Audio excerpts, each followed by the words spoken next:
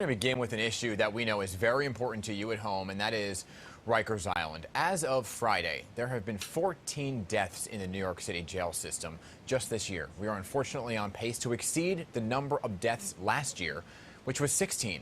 Public advocate Jumaane Williams shared his outrage upon learning the news. Listen. What we know right now is Rikers is not a safe place for anyone to be. For people who are incarcerated there, for people who work there, that includes corrections officers, and we have people who are under the care of the city and the state who are dying. And Williams was part of a group that made an unannounced visit to Rikers about a month ago. They saw progress, they said, but agreed a lot more work was needed. And since then, 2 more inmates have died. New York City Comptroller Brad Lander was also part of that visit, and this morning he goes on the record.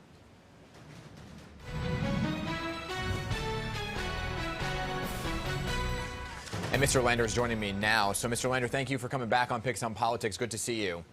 Thank you so much. It's great to be on the record with you. And you know, Mr. Lander, 14 inmate deaths this year. My goodness. And with the way the numbers are going, you heard me just say we're unfortunately could see a higher rate than we did last year. So you've been laser focused on this for much of your career. What immediate action, if any, is being taken to address this very issue? Yeah, well, not enough is being taken to address it. I have to tell you, when I was on Rikers Island with Public Advocate Jumaane Williams and Councilmember Carlina Rivera just a couple of weeks ago, I asked about Suicide Watch because there had been a couple of suicides. And I was told by the folks I talked to, oh, yeah, we've addressed it. We are working better at it. They did not tell me that while we were there, an individual who had attempted suicide lay dying, and it is not under control in any way. There's several things we got to do.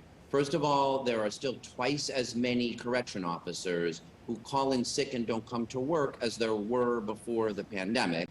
And that means there just is not the staffing to make sure that the people are getting the help they need, getting to medical appointments. So that's number one. Hold on, let me stop there, because that's a big issue. The staffing issue is something that you, as a numbers guy, you look at the numbers, you say, well, there's not enough staff, right? So compared to the amount of inmates, there's less of a jail population now. So some would say, aren't there enough correction officers? We have enough correction officers on the payroll. Actually, there's no other major city that has more correction officers than we have people in incarceration who are being detained. And that's because we've reduced the population of people being held in detention dramatically over the last decade, but we have not significantly reduced the head count of correction officers. It's just that a disproportionate number of them are calling out sick every day without really any evidence that they are sick. And so that means other folks have to pull a double or even a triple shift. So it's not about hiring more correction officers. It's about making sure that the correction officers who we are paying show up. How? But you're How right, do you that do is that? not enough. Because we've talked about this. We knew staffing has been a problem. And I'm not saying that this is your responsibility, you're the controller, right? But you're certainly an elected leader who can put the pressure on those who can make the change. We know it's an issue. We've talked about it at length. How do you get them to show up? Yeah, and that's why we put up this new Department of Correction dashboard that we put up a month ago and just updated for the first time to keep pressure on this. Look, you know, there's a federal monitor, and obviously there's been a call for federal receivership. That monitor asked for a plan and is going to report on what they think about that plan in November. To me, it's really clear, and this should be clear to the mayor and the correction commissioner and clear to the union, that if they don't get this problem under control, then the monitor will have to consider whether receivership is the right thing to do. So to me, that is the push that the union should take, and that the mayor and the correction commissioner need to take to solve the staffing problem. Yeah, and briefly, you're right, that's not enough by itself, though.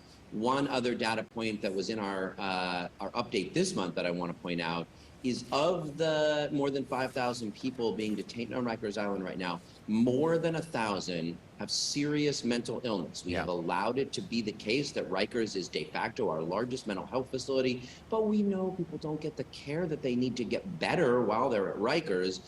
It does not make sense to incarcerate people who are there because of serious mental illness rather than getting treatment to hold them in jail. It doesn't work for them. It doesn't work for correction officers. It doesn't make us safer. And that is really an issue that we have to get. All right. You know, again, I know Rikers is on track to shut down, but hopefully those changes are made quickly as more and more people are losing their life there. But I do want to talk about other big topics with you. As controller, like I said, you're the numbers guy. So I want to get your thoughts on Mayor Eric Adams asking city departments across the board to make some cuts, right? A report from your office said that you could face billion-dollar shortfalls if action isn't taken. So do you agree with the mayor's request to slash the budgets? So I agree with the City Hall and the Office of Management and Budget requiring every commissioner to take part in an exercise of finding savings, 3% this year, 4.75% in the out years. The charge to people is to do it without cutting services and without any layoffs, but finding efficiencies and increasing productivity. That's always an important exercise, but especially now because we are facing significant out-year, multi-billion-dollar budget caps as a result of the stock market declines that mean we need to put more money into pension funds as a result of rising inflation and the risks of an economic downturn. But the letter goes one step further that I think is a mistake, because City Hall is saying until we approve your savings plan, we are imposing a hiring freeze. And that, I believe, is a mistake. We already have very significant city vacancies at a lot of agencies. And as a result, the housing department, the buildings department, and the planning department can't process the applications for new affordable housing quickly enough, even though we're in a housing crisis. Department of Social Services can't hire the people who are needed to help those asylum seekers who are coming. Department of Transportation can't hire enough people to fill the potholes. So yes to savings, but the hiring freeze at this time, I believe, is a mistake. Understood. Okay, I do want to get you, because we're almost out of time here. I want to ask you about a big win that you recently had, and that's these credit card companies agreeing to track gun and ammo purchases. So this was big, right? How did you make it happen, especially with all of the talk and rhetoric that we've seen not only in New York City but around the country? And are there further steps here? This was a great step forward, together with Amalgamated Bank and New York State Attorney General Tish James and a lot of others. Credit card companies have what they call a merchant category code for almost every kind of retailer: bike shops, nail salons, barber shops. But until this week, they had refused to have one for gun shops. And that means suspicious purchases could not be flagged in cases like the Pulse shooting. So we introduced a shareholder resolution on behalf of the pension funds at MasterCard and American Express. And as a result of that and other advocacy, they agreed to not oppose the creation and to start using this new merchant category code. And now we need to keep the pressure on to make sure it goes into effect, that banks use it, and then that banks meet their obligations to flag suspicious activity when they see it. On the flip side, gun right advocates, Controller, they're arguing the policy essentially is building a registry, which they say is against federal law. So let me get your response. This is the same. Yeah, that's just nonsense. Right now, there's merchant category codes, like I say, for barber shops, for bike stores, for grocery stores. Almost everything you do, your credit card reflects what kind of store. It doesn't reflect your purchase. There's no registry. It's just what kind of store your purchase was at. Doing that at gun stores the same we do as every other kind of store is entirely consistent with people's various rights and will keep us safer. All right, Controller Brad Lander, a lot of ground covered here today. Thank you for coming back on Picks and Politics.